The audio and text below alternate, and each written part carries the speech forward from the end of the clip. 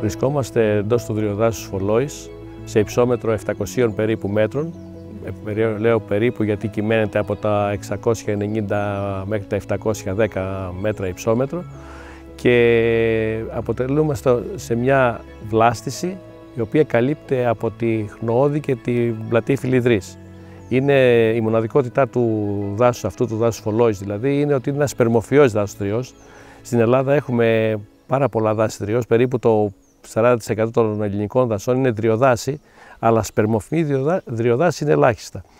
Το μοναδικό δηλαδή στην Πελοπόννησο είναι αυτό που βρισκόμαστε σήμερα.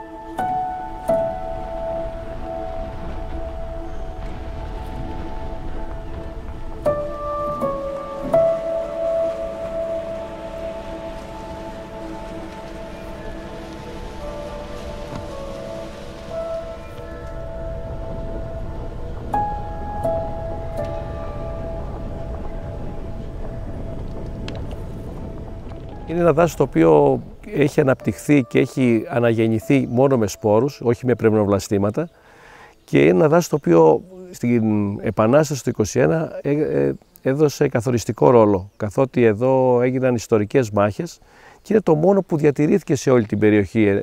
Δηλαδή, και αυτό μας κάνει και εντύπωση πώς αυτό το δάσος, δηλαδή 200 χρόνια, έμεινε και διατηρήθηκε έτσι, δηλαδή δεν αναπτύχθηκε διφυός ή πρεμνοφυός. Άρα είμαστε ιδιαίτερα χαρούμενοι γιατί έχουμε τη δυνατότητά μας να διαφυλάξουμε και να διαχειριστούμε ένα δάσος.